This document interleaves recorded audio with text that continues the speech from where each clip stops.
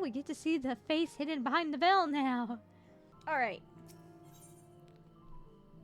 Mablu is minded to rush ahead to the village, knowing the Pelupelu. Yeah, so this is gotta be in the quest line anyway. This quest line, which means we can continue onward. Yeah! Wuk Lamat still seems a bit unsteady on her feet. Hardly surprising after she spent the night chasing alpacas. You know what will melt away fatigue like magic, though? Mate tea. I'll run to the ranch and get a pot brewing. That way you can take your time, and the tea will be ready when you arrive.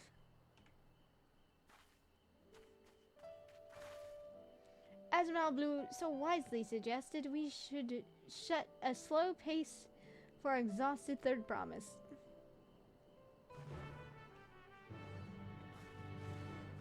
You could just ride the alpaca. Okay.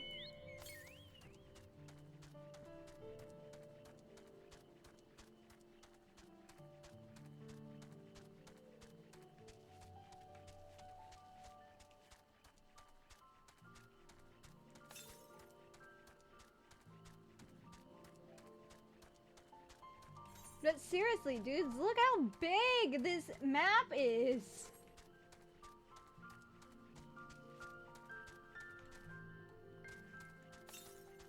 I'm gonna need to do a lot of fates so I can get the riding maps in these areas.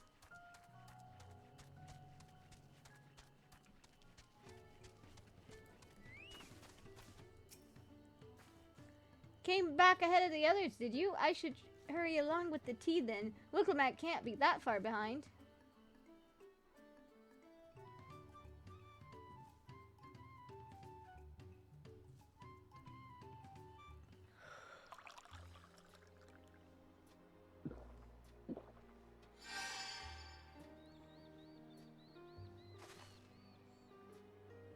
Oh, that tea really is magical.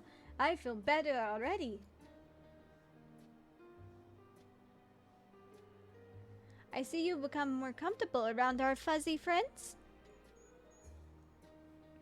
Okay, hold on, Jojo. You're falling, buddy. You're falling, buddy. Watching this one taught me a lot about alpacas. What grasses and fruits they eat, what sounds they react to, their adorable little quirks. I guess I've grown kind of fond of them. Welcome back, third promise. Accomplished the feat of gold, have you? There's the golden one. Yes, there's no mistaking a valley alpaca.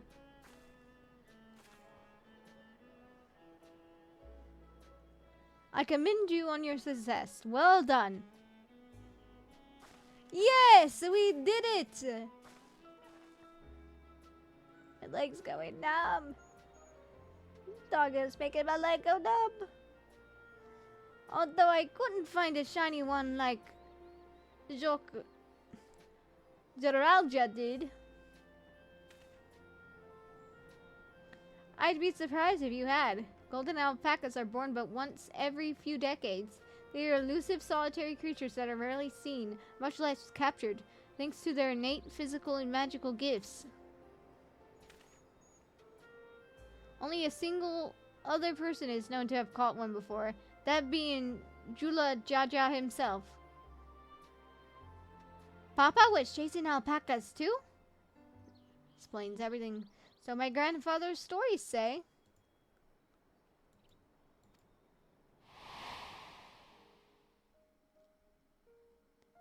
It was before the founding of Tuliyola, in a time when the mountain giants, the Yolkul, held our people in thrall. Compelled by their overlords, our forebears would ride their alpaca mounts to the highlands to deliver gifts of food and other tributes. Those were wretched days, to hear grandfather tell it. Then along came the young Gula Jaja, yet unburdened by the mantle of Dawn Servant. Our people were amazed by this imposing two-headed figure, equal to the Yolkul in stature, and puzzled by his entourage of mismatched companions. Some trembled in fear, believing a new conqueror had come. Yet, Gulo Jaja showed no such inclinations. He sat and spoke with us, sipping from cups of mate tea we offered him, and grew somber when he learned of our plight.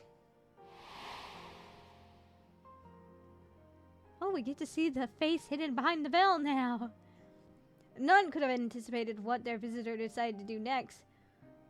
Gula Jaja ascended to the cliffs to face the giants and freed the Pelupelu from the Yolk-Hugh's subjugation.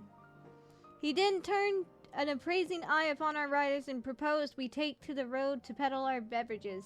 The suggestion seemed obvious for one who traveled as he did, intent on fostering amity between our clans.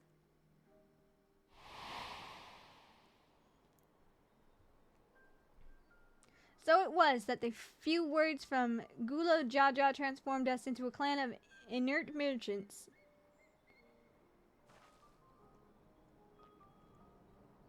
I've never heard the bond Papa forged with the Pelupelu spoken of in that way before. The saga is not so detailed. Then you may not know what Gulu Jaja sought, a sure-footed guide for his trek up to the highlands. Thus did he capture a golden alpaca. So, both my brother and father caught the rarest creatures, while an ordinary one was the best I could manage. The feat required no more than that, Third Promise, and you brought back a perfectly wonderful beast. Maudlu's right. You have a perfectly wonderful beast. If anyone's ordinary, it's me.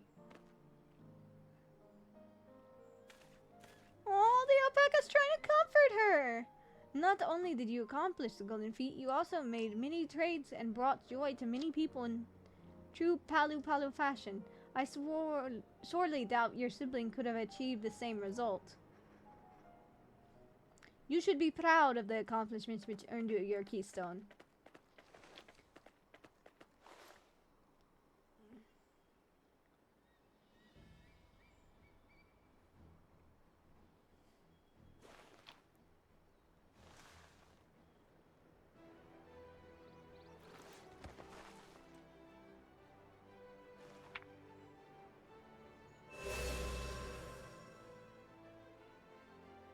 Five more to go.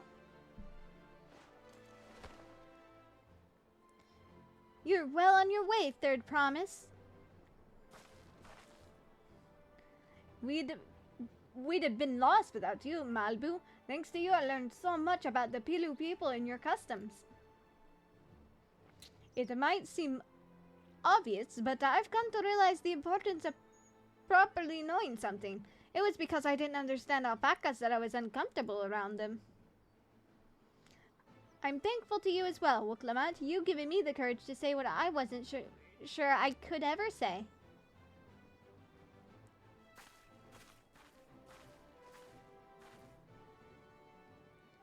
Tobli, I want to leave the ranch and become a merchant.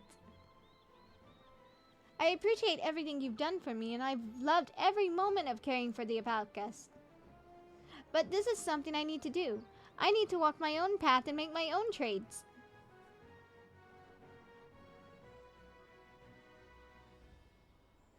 As your parent, allow me to say one thing. I've always tried to give my wards lives fulfilled with as much happiness as I could provide. Yet never once have I wanted that to be the only happiness you knew. You have my blessing to walk any path you choose, Malblue. It gladdens me to hear you found the calling you wish to pursue with such passion. You will make an exceptional peddler, I'm sure of it.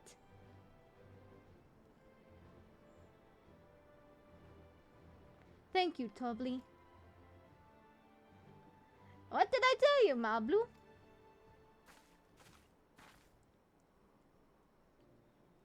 There's one last thing I can help you with, Third Promise. You need to find the Golden City, right? That's the end goal. Then I suggest you talk to the Yolk-Hugh. I bet you it's somewhere in that mountain. They once ruled over far more than just Yucca Picha and the Pelupelu.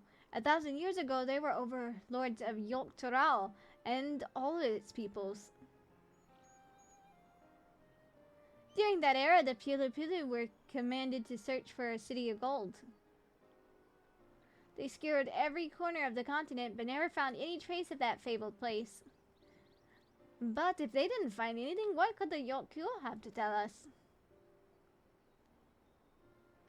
They may not have found it, but the fact that they thought to look for it at all makes me curious. Perhaps there's value in delving into how the legend originated?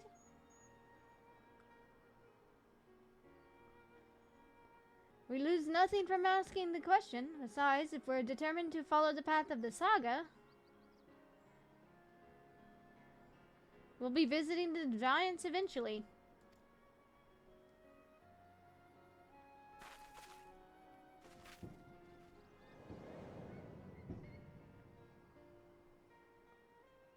Oh, what are you hiding, mountain? It's okay, Jojo. Oh, Kryl, I have a question I've been meaning to ask, and since we've finished the feat, where did you acquire that earring? My earring? Do you recognize it? Yes, pieces just like it first became fashionable in Yogg-Toral around 20 years ago. Since then, it's become common to wear one as a charm for safe travel. I wonder if that's a Beastmaster earring at this point. 20 years ago, right about the time my grandfather made his journey. Yet the Dawn Sergeant implied the earring was connected to the Golden City in some way. Surely there was more to its significance than simple fashion. If you want to know how it first came to be crafted, I could try to find out, seeing as it's a regular seller for many merchants. I'm curious to learn about it myself. I would appreciate that very much, thank you. Jumping feet first into the peddler business, eh, Malibu?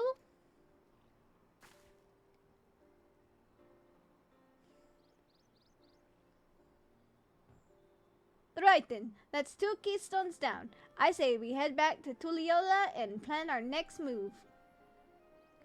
I'm gonna teleport there because that is a long walk. Farewell for now, and thanks for all your help. I will become Dawn Servant, so you make sure you set aside your best mezcal for the occasion.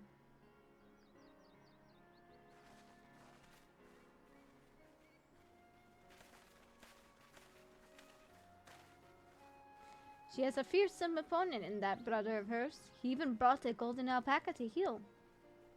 But you've heard Jiralja's supporters talk. They might see opportunity in his expansionist ambitions, but they find the man himself intimidating, terrifying even. Whereas I've grown to love Wuk Lamat. Everyone she meets will come to love her too, and that's why she'll win the throne. You might be right, Malibu. You might be right.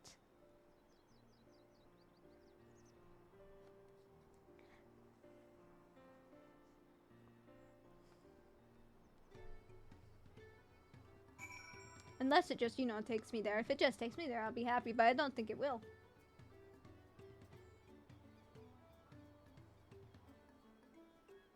Nope! Okay, let's talk to everyone. Kryl first. I dare hope we would find a lead for this earring mysteries. I never dared okay, yeah. That makes 2 out of the 7 keystones. So far, so good. The York-Yu once ruled the entirety of Yogg-Toral. I'm curious to see what has become of them. I expected as much from the moment I saw him, but winning the contest against Jiralja, well, Zoralja won't be easy. Okay, yeah, I'm being terrible at reading stuff today. It feels good to have a feat of gold under my belt. Even if my victory pales beside Zoralja and his shiny golden alpaca. I know I shouldn't let it bother me, and gods know you've all been so supportive, but I want to be strong, or rise, like my brothers. To be a promise that people respect. Oh, people do respect you. Which is, it's not like if I stand here carrying on and on about things. Let's move on. Back to Javiva's team with us. The contest has hardly begun.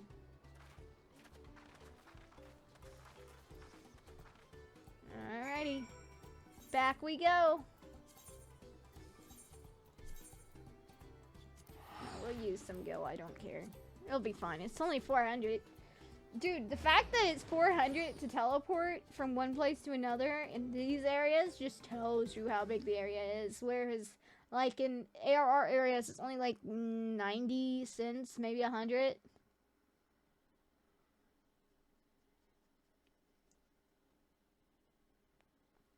The Toliola, let's go. Taral.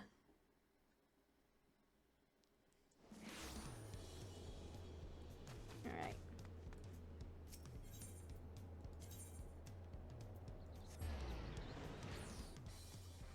Bum bum bum bum bum bum bum bum bum bum bum bum bum bum bum. I really need to save my gil for like repairing gear and stuff.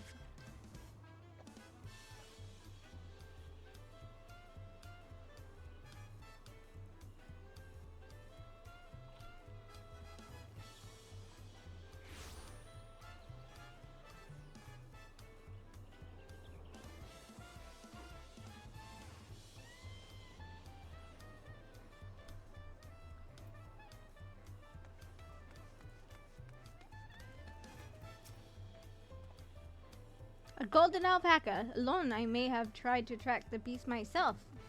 Traveling with so large and diverse a group is unfamiliar to me. If she could see me now.